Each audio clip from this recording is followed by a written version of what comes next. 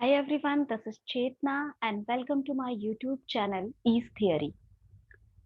आज का हमारा टॉपिक है recruitment. Let's start with the video. हम देखते हैं आज हम रिक्रूटमेंट में क्या-क्या चीजें पढ़ने वाले हैं. सबसे पहले हम देखेंगे मीनिंग ऑफ रिक्रूटमेंट, रिक्रूटमेंट का प्रोसेस, कौन-कौन से फैक्टर अफेक्ट करते हैं ऑन रिक्रूटमेंट और what is the importance of recruitment. हम स्टार्ट करते हैं मीनिंग से. सबसे पहले हम मीनिंग देखते हैं. Recruitment is a positive process of searching for prospective employees and stimulating them to apply for the jobs in the organisation. इस मीनिंग को पहले हम समझते हैं. इस मीनिंग को समझने के लिए हम इस मीनिंग को डिवाइड करेंगे तीन भागों में. सबसे पहली लाइन कि recruitment is a positive process. Recruitment क्या है? एक पॉजिटिव प्रोसेस है. रिक्रूटमेंट को पॉजिटिव प्रोसेस क्यों कहा जाता है? क्योंकि रिक्रूटमेंट में हम ज्यादा से ज्यादा लोगों को इनवाइट करते हैं, उन्हें एनकरेज करते हैं, जिससे हमारा जो हायरिंग रेशियो है वो बढ़ता है. हायरिंग रेशियो बढ़ रहा है, इसीलिए रिक्रूटमेंट को पॉजिटिव प्रोसेस कहा जाता है.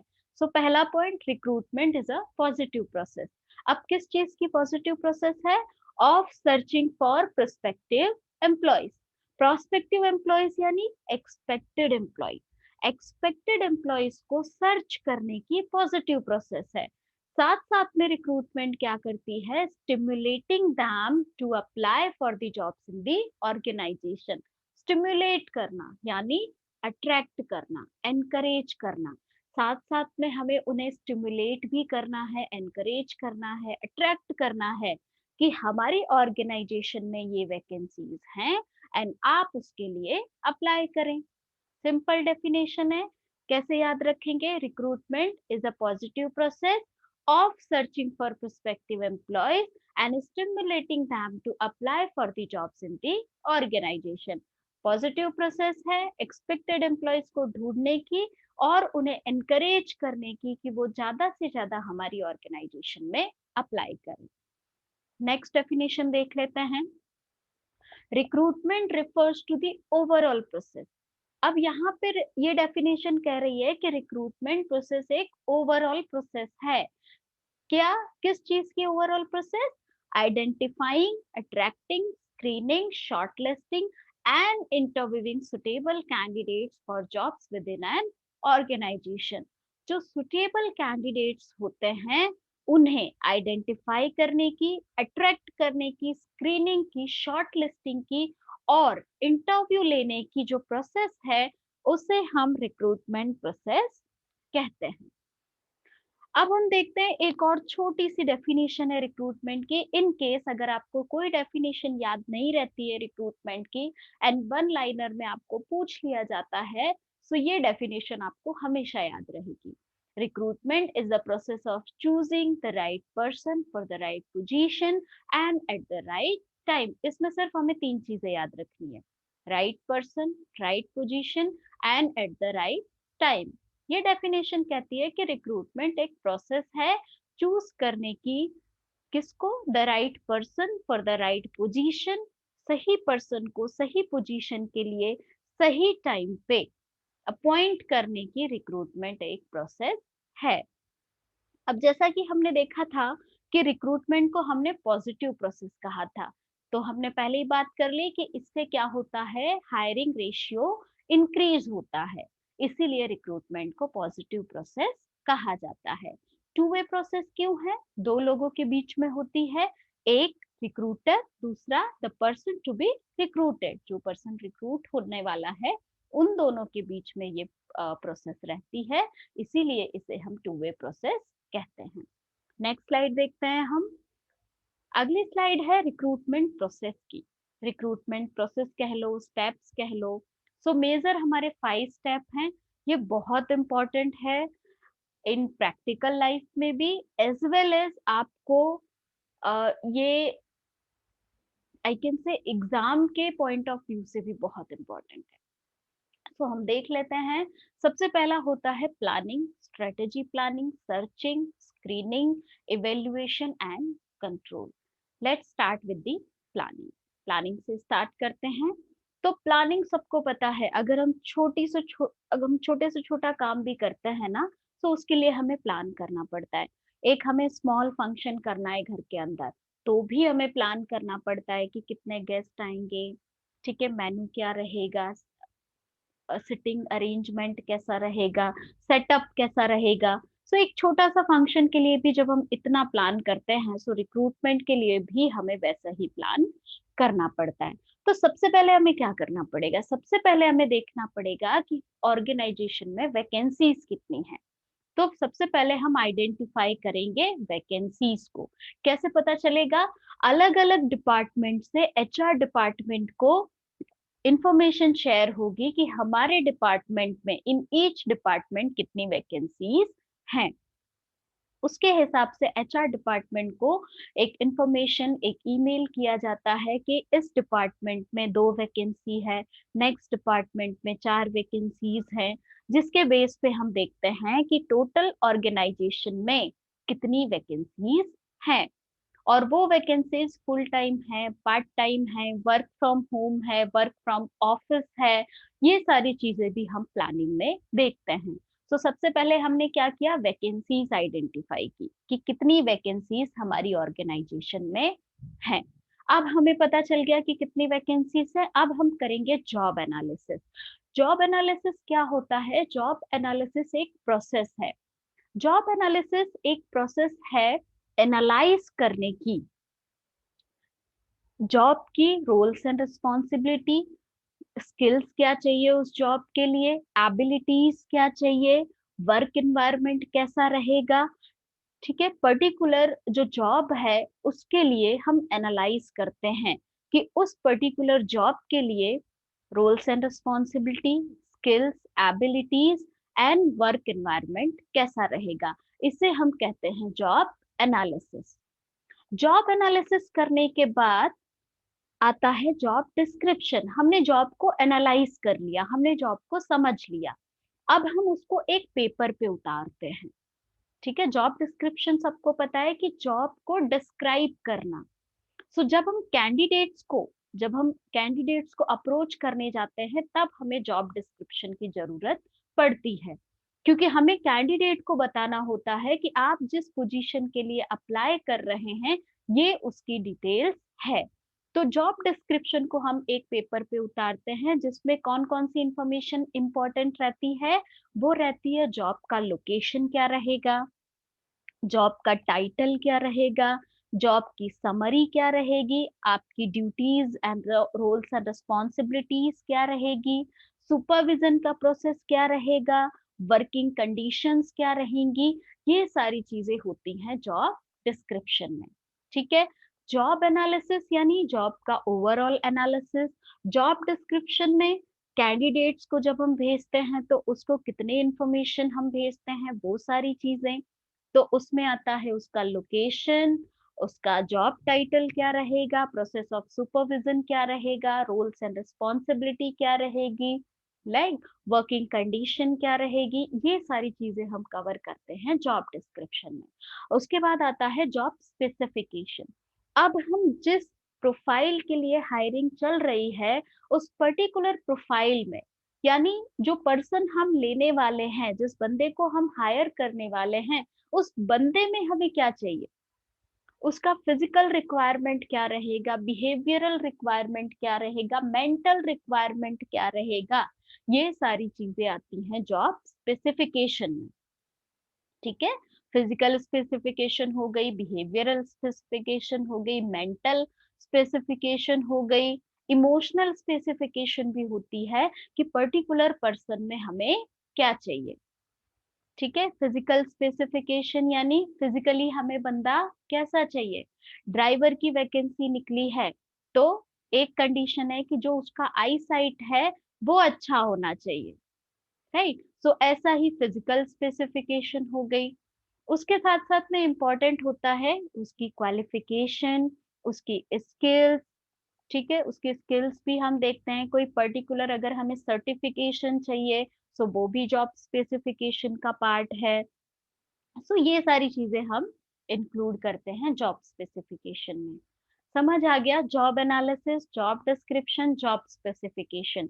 बहुत इजी है। जॉब एनालिसिस में सारी चीजें एनालाइज करते हैं, roles and responsibility, skills and ability और वर्किंग कंडीशन। जॉब डिस्क्रिप्शन में हम जो कैंडिडेट्स को डिटेल शेयर करते हैं वो चीजें आती हैं। जॉब, जो चीजें जॉब को डिस्क्राइब करती हैं, उसका लोकेशन क्या रहेगा, उसका टाइटल क्या रहेगा, वर्किंग कंडीशंस क्या रहेंगी, राइट, रोल्स एंड रिस्पॉन्सिबिलिटीज क्या रहेंगी, ये सब जॉब डिस्क्रिप्शन है। जॉब स्पेसिफिकेशन यानी हमें पर्टिकुलर पर्सन में क्या चाहिए, फिजिकल हो गया, मेंटल हो गया, बिहेवियरल हो गया, इमोशनल हो गया, साथ साथ में उसका क्वालिफिकेशन, कोई हमें सर्टिफिकेशन चाहिए, वो चीजें, राइट, ये सारी चीजें आती हैं जॉब स्पेसिफिकेशन में। अब आता है जॉब इवेल्युएशन। जॉब इवेल्युएशन क्या होता है? एक जॉब को दूसरी जॉब के साथ कंपेयर करना, इवेल्युएट करना। क्यों जरूरत है जॉब इवेल्युएट करने की? To decide the pay out, हमें सैलरी डिसाइड करनी है, एक जॉब की दूसरे जॉब से वैल्यू कंपेयर करनी है। सो जिसकी वैल्यू ज्यादा रहेगी उसकी सैलरी भी ज्यादा रहेगी, जिसकी वैल्यू कम रहेगी उसकी सैलरी भी कम रहेगी। So this is called as job evaluation.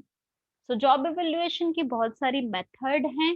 सो इस पे हम एक नया वीडियो बनाएंगे जिसमें हम ये सारी चीजों और ब्रीफ में कवर करेंगे। यहाँ पे मैंने सिर्फ ओवरऑल आपको डिस्क्रिप्शन दे दिया है, ठीक है। सो जॉब इवेल्युएशन की मेथड भी हैं, for example job ranking method, ठीक है।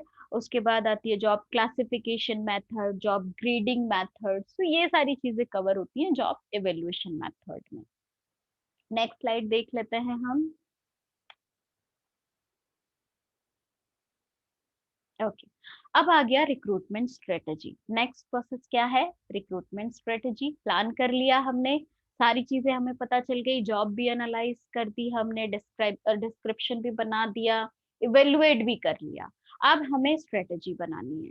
स्ट्रेटजी में कौन कौन सी चीजें कंसीडर की जाती हैं? सबसे पहले आता है मेक और बाय डिसीजन। मेक और बाय यानी एम्प्लॉयज को बाहर से लाना है या ऑर्गेनाइजेशन के अंदर ही तैयार करना है। रिक्रूटमेंट का टाइप्स क्या रहेगा? ठीक है, इंटरनल टाइप्स रहेगा, आप एक्सटर्नल करने वाले हो। जियोग्राफिकल एरिया डिसाइड करेंगे, लोकेशन, टारगेट लोकेशन डिसाइड करेंगे, रिक्रूटमेंट के सोर्सेस भी डिसाइड करेंगे कि आप कौन से सोर्स के साथ जा रहे हो, ठीक है। आपको एडवर्टाइजमेंट करनी है, आपको एम्प्लॉय रेफरेंसेस यूज करना है। सो ये सारी चीजें हम कंसीडर करते हैं। स्टेप्स क्या रहता है? एक हम बोर्ड टीम बिठाएंगे, ठीक है, जिसमें डिपार्टमेंटल हेड भी होते हैं, एचआर मैनेजर भी होते हैं, रिक्रूटर्स भी होते हैं। सो एक बोर्ड टीम सेटअप की जाती है जो उस पर्टिकुलर रिक्रूटमेंट पे काम करती है। फिर जो स्ट्रेटजी प्रिपेयर की गई है, एचआर की स्ट्रेटजी, उसे हम एनालाइज करते हैं कि चीजें कैसी रहेंगी, उसका एनालिसिस किया जाता है। कलेक्शन ऑफ अवेलेबल डेटा, जितना डेटा हमारे पास है उसको कलेक्ट किया जाता है। वो in terms of job description भी हो सकता है, जॉब का रोल्स एंड रिस्पॉन्सिबिलिटी भी हो सकता है, या प्रीवियस एम्प्लॉयज का एग्जिस्टिंग डेटा भी हो सकता है। सो कलेक्शन ऑफ अवेलेबल डेटा, उसको भी एनालाइज करेंगे और उसके बाद हम फाइनल रिक्रूटमेंट स्ट्रेटजी प्लान करेंगे। सिंपल है, बोर्ड टीम बैठाओ, स्ट्रेटजी को एनालाइज करो, डेटा कलेक्ट करो, डेटा को भी एनालाइज करो और बाद में हम रिक्रूटमेंट स्ट्रेटजी को प्रिपेयर करते हैं। अब आ गए थर्ड स्टेप, हमने रिक्रूटमेंट स्ट्रेटजी भी बना दी। अब हम करेंगे सोर्सिंग, अब हम करेंगे सर्चिंग, अब हम कैंडिडेट्स को ढूंढेंगे। तो हमारे पास दो तरीके हैं कैंडिडेट्स को अप्रोच करने के, एक इंटरनल सोर्सेस हैं, एक है एक्सटर्नल। इंटरनल सोर्सेस यानी within the organisation, organisation के अंदर से हमें कैसे कैंडिडेट्स मिल सकते हैं, that is called as internal sources, ठीक है। ये कम खर्चीला होता है, इसमें खर्च एक्सपेंस नहीं होता ज्यादा। एक्सटर्नल सोर्सेस ऑर्गेनाइजेशन के बाहर से हमें कैसे पर्सन्स उठाने हैं, वो होता है एक्सटर्नल सोर्सेस। ये एक्सपेंसिव भी होता है। तो कुछ प्रोज हैं, कुछ कॉन्स भी हैं, तो वो भी हम ब्रीफ में देखेंगे आगे। इंटरनल सोर्सेस की बात करें, सबसे पहला आता है प्रमोशन, ठीक है। एम्प्लॉय को प्रमोट कर दो, आपकी कोई हायर पोजीशन ओपन हुई है और उसी के जो डाउनग्रेड एम्प्लॉई है उसी को आप प्रमोट करके अपग्रेड कर दो, मोटिवेशन भी हो जाएगा, उसकी सैलरी भी बढ़ जाएगी, उसकी रोल्स एंड रिस्पॉन्सिबिलिटी भी बढ़ जाएगी और आपका खर्चा भी बच जाएगा उस पोजीशन के लिए। सो प्रमोशन द बेस्ट है। उसके बाद है ट्रांसफर। ट्रांसफर में क्या होता है, ट्रांसफर में ना सैलरी बढ़ती है ना रोल्स एंड रिस्पॉन्सिबिलिटी बढ़ती है।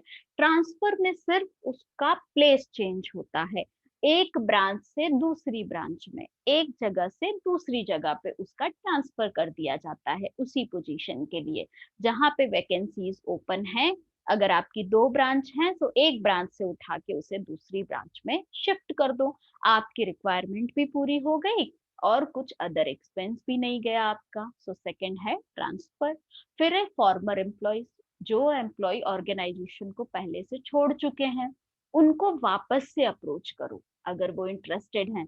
हो सकता है कि किसी ने पर्सनल रीजंस की वजह से लेफ्ट किया हो सकता है किसी बीमारी की वजह से छोड़ा हो, मैरिज की वजह से छोड़ा हो, तो उनको हम वापस से अप्रोच कर सकते हैं कि हमारी ऑर्गेनाइजेशन में फिर से वैकेंसीज है, if you want to apply आप फिर से अप्लाई करें।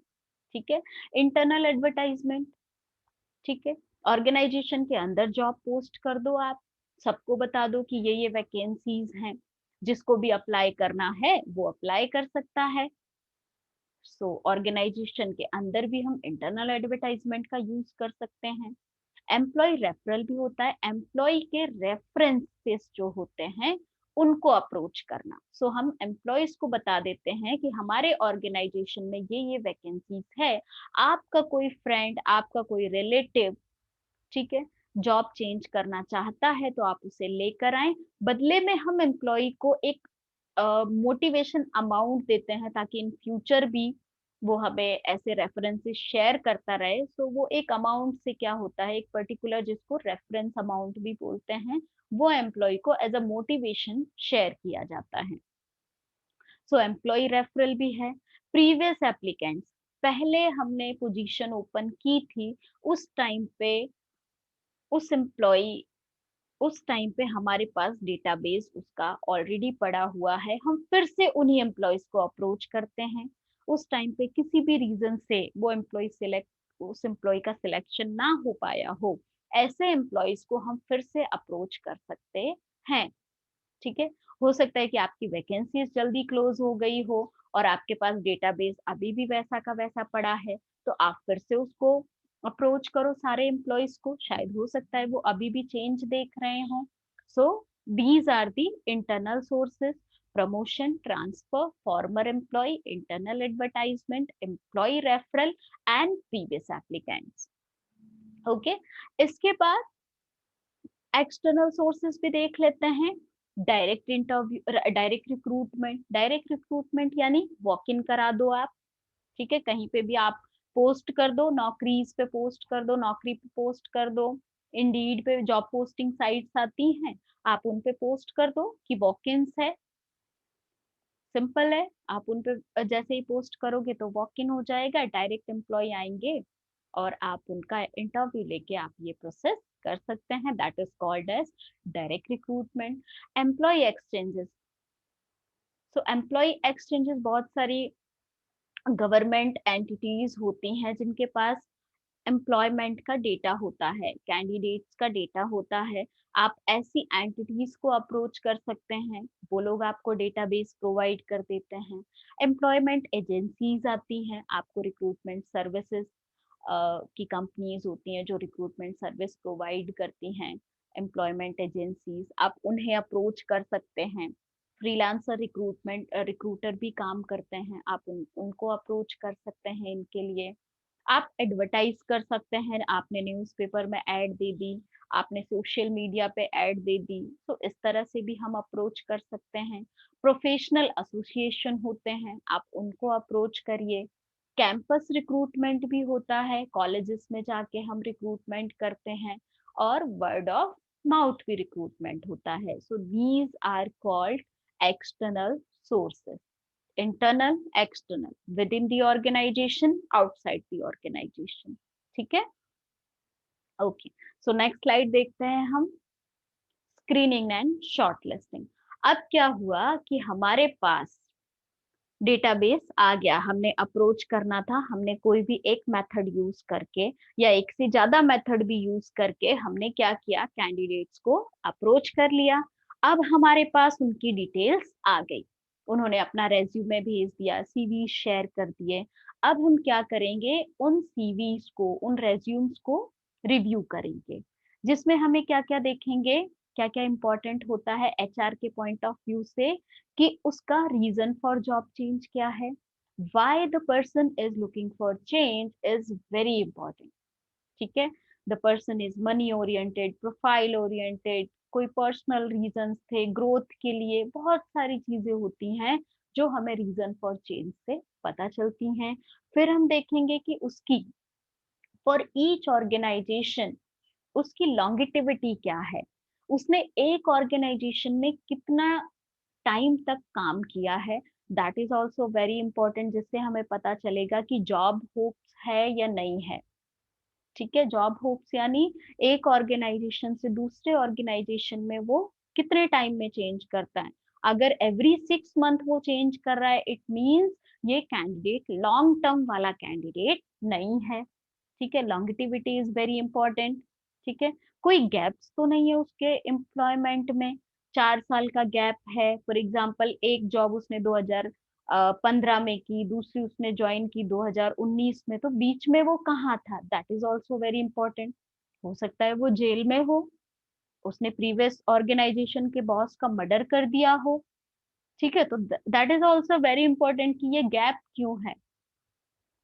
उसके बाद उसका करियर प्रोग्रेशन कैसा है, क्या जितना उसका एक्सपीरियंस है उस हिसाब से उसकी सैलरी जस्टिफाई हो रही है, या सैलरी के हिसाब से उसका एक्सपीरियंस जस्टिफाई हो रहा है। उससे हमें पता चलेगा कि उसका ग्रोथ रेट क्या है, पर्टिकुलर पर्सन का ग्रोथ रेट क्या है।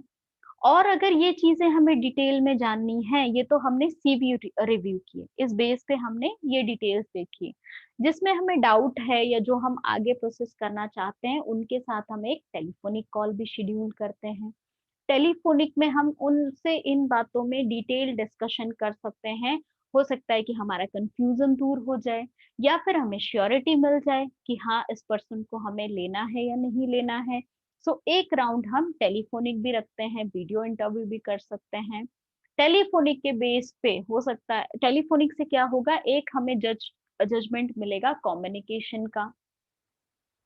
उसके बाद identifying the top candidate, telephonic लिया हमने, पता चला कि नहीं, the candidate is really interested for an particular job, the candidate is having very good kind of communication skills, ये पर्सन तो पक्का आगे जाना चाहिए। इस बेस पे हमें पता चलते हैं, इनमें से हम आइडेंटिफाई करते हैं टॉप कैंडिडेट्स। ठीक है, रेज्यूम रिव्यू किया, उसके बाद टेलीफोनिक लिया और हमने आइडेंटिफाई किए टॉप कैंडिडेट। लास्ट है इवेल्युएशन एंड कंट्रोल, हमने टॉप कैंडिडेट्स को आइडेंटिफाई किया, यहाँ पे रिक्रूटमेंट प्रोसेस खत्म होती है। अब हम इवेल्युएट करेंगे चीजें।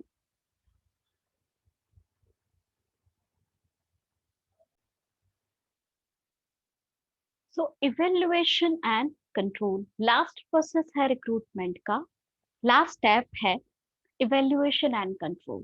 अब हम इसमें देखेंगे कि हमने जो रिक्रूटमेंट प्रोसेस को फॉलो की, उसमें कौन कौन से कॉस्ट रहे हमारे। ठीक है, कॉस्ट को कंपेयर करेंगे, कॉस्ट को इवेल्युएट करेंगे। फर्दर जब हम नेक्स्ट रिक्रूटमेंट प्रोसेस स्टार्ट करेंगे किसी और पोजीशंस के लिए, सो उस टाइम पे जो हमसे गलतियां हुई हैं उससे हम सुधार सकें, इसलिए हम ये वाला प्रोसेस, ये वाला स्टेप फॉलो करते हैं। सो कॉस्ट को कंपेयर करने के लिए कौन कौन से कॉस्ट इनकर्ड हुए हैं, सो कौन कौन से कॉस्ट हो सकते हैं, सैलरीज फॉर रिक्रूटर, आपने रिक्रूटर हायर किए, उनको सैलरी भी दी होगी। एडवर्टाइजमेंट का कॉस्ट क्या है, फॉर एग्जांपल आपने किसी एजेंसी को कांटेक्ट किया है, तो उसे भी आपने कुछ पे किया होगा। उसके साथ साथ में जो सपोर्टिंग लिटरेचर तैयार किए जाते हैं, जो सपोर्टिंग डॉक्यूमेंट्स तैयार किए जाते हैं, उनका कॉस्ट क्या रहा, एडमिनिस्ट्रेटिव कॉस्ट क्या रहा एडमिनिस्ट्रेशन का। ठीक है, ओवर टाइम किसी ने किया है, सो ओवर टाइम का कॉस्ट क्या रहा। सो ये सारी चीजों को इवेल्युएट करना, that is called as evaluation and control. ये होता है फ्यूचर रेफरेंस के लिए, ताकि इन फ्यूचर जब हम फिर से ये प्रोसेस करें तो जो हमने गलतियां की हैं उसे हम दोबारा ना दोहराएं। सो that is comes under evaluation and control. यहाँ पे हमारी रिक्रूटमेंट प्रोसेस खत्म होती है। फर्स्ट स्टेप स्ट्रेटजी, क्या करना है फर्स्ट स्टेप में, हमें सबसे पहले प्लान करना है, फिर स्ट्रेटजी प्लान करनी है। So recruitment planning, strategy, searching, screening and evaluation and control. ठीक है, किसी में कोई कंफ्यूजन है तो आप मुझे कमेंट करके पूछ सकते हैं। आगे मैं अपना ईमेल आईडी मेंशन कर दूंगी, आप मुझे डायरेक्ट ईमेल में चीजें पूछ सकते हैं।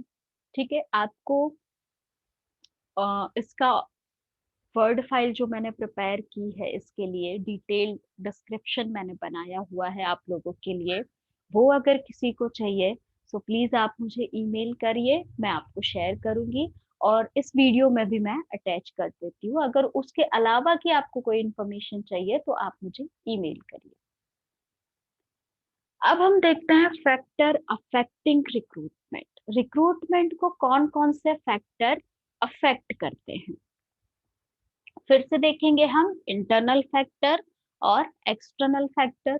इंटरनल फैक्टर यानी पहले हमने बात की इंटरनल यानी within the organisation, external यानी outside the organisation. Internal factor पे ऑर्गेनाइजेशन कंट्रोल कर सकता है, एक्सटर्नल फैक्टर पे ऑर्गेनाइजेशन कंट्रोल नहीं कर सकता। सबसे पहले हम देखते हैं इंटरनल फैक्टर। इंटरनल फैक्टर में सबसे पहला है size of the organisation. Organization का साइज क्या है, that is also important. MNC है, बहुत सारे एम्प्लॉयज काम कर रहे हैं, अगर 2 लोगों की ऑर्गेनाइजेशन हो तो ऑब्वियसली आपको रिक्रूटमेंट में प्रॉब्लम्स आएंगी। 10 लोग काम कर रहे हैं ऑर्गेनाइजेशन में, प्रॉब्लम आएगी। So size of the organisation matter. Recruitment policy भी मैटर करती है कि आपकी रिक्रूटमेंट पॉलिसी क्या है। ठीक है, आप जो पर्सन हायर होने वाला है आप कौन सी पॉलिसी फॉलो कर रहे हैं उसके लिए, आप उसको क्या सैलरी देने वाले हैं, आप उसकी रोल्स एंड रिस्पॉन्सिबिलिटी आपने क्या डिसाइड की है, आपने उसके वर्किंग कंडीशन क्या डिसाइड किया है, आपने हायरार्की क्या सेट की है। ये सारी चीजें रिक्रूटिंग पॉलिसी में आती हैं और ये भी बहुत मैटर करती हैं। Image of the organization, market में ऑर्गेनाइजेशन का इमेज कैसा है। ठीक है, that is also important. Image of job, आप जो प्रोफाइल शेयर कर रहे हैं, आप जिस प्रोफाइल के लिए हायरिंग कर रहे हैं वो प्रोफाइल का इमेज क्या है, वो प्रोफाइल मार्केट में कितने इम्पोर्टेंट है, वो प्रोफाइल आपने किस तरह से उस प्रोफाइल को सेट किया है, आपने उस प्रोफाइल के लिए कौन सी सैलरी डिसाइड की है। अगर मार्केट में आपके कॉम्पिटिटर ज्यादा पे कर रहे हैं उस पर्टिकुलर प्रोफाइल के लिए और आपने बहुत अच्छा पेमेंट नहीं कर रहे हैं, so that is called as image of the job. आप उस जॉब का इमेज क्या क्रिएट कर रहे हैं। Okay, so that is also important. These are called as internal factors: size of organization, recruitment policy, image of organization as well as image of the job. अब external factor देख लेते हैं जिसपे organisation का कोई कंट्रोल नहीं रहता है। Demographic factor. डेमोग्राफिक फैक्टर सबको पता है, ये फैक्टर में कौन कौन सी चीजें आती हैं, age, religion, literacy level, gender, occupation and economic status. ये सारी चीजें हमेशा मैटर करती हैं जब भी आप किसी भी पर्सन को हायर करते हैं। एज क्या है, वो कहाँ से बिलोंग करता है, उसका रिलीजियन क्या है, ये सारी चीजें रिक्रूटमेंट को अफेक्ट करती हैं। लेबर मार्केट की कंडीशन क्या है, लेबर मार्केट का demand and supply. Demand and supply सबको पता है, किसी प्रोफाइल की मार्केट में डिमांड बहुत है और उसका सप्लाई कम है। ठीक है, मार्केट में डिमांड है, सप्लाई कम है, इट मींस आपको उस रिक्रूटमेंट के लिए बहुत मेहनत करनी पड़ेगी, एज वेल एज आपका जो पे आउट है वो भी आपको बहुत अच्छा रखना पड़ेगा। So demand and supply, market में डिमांड बहुत है, सप्लाई उसका कम है, यानी पर्सन कम है। सो आपको उस रिक्रूटमेंट में मेहनत करनी पड़ेगी। अगर किसी पोजीशन की मार्केट में डिमांड कम है, सप्लाई ज्यादा है, बंदे बहुत सारे हैं जो उस पर्टिकुलर प्रोफाइल के लिए जॉब देख रहे हैं, बट मार्केट में उतनी जॉब्स अवेलेबल नहीं है, ऐसे टाइम पे आपको रिक्रूटमेंट में ज्यादा मेहनत करनी पड़ती नहीं है। अनएम्प्लॉयमेंट रेट क्या है? जहां जिस जगह का अनएम्प्लॉयमेंट रेट ज्यादा होगा, वहां पे आपको एम्प्लॉय इजीली मिल जाएंगे। बट अगर अनएम्प्लॉयमेंट रेट कम हुआ, तो आपको रिक्रूटमेंट में फिर से मेहनत करनी पड़ेगी, क्योंकि वहां का जो एम्प्लॉयमेंट रेट है वो ज्यादा है। ठीक है।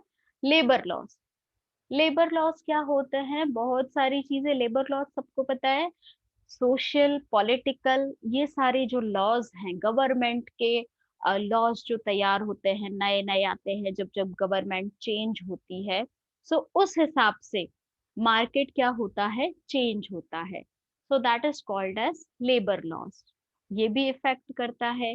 लीगल कंसिडरेशन, लीगल कंसिडरेशन यानी रिजर्वेशन सिस्टम पता है सबको, जनरल, एसटी, ओबीसी, क्या होता है? जनरल कैटेगरी वाले हो तो आपको थोड़ी सी, आपको कंपटीशन फेस करना पड़ता है, आपको प्रॉब्लम्स फेस करनी पड़ती हैं उस पर्टिकुलर पोजीशन के लिए।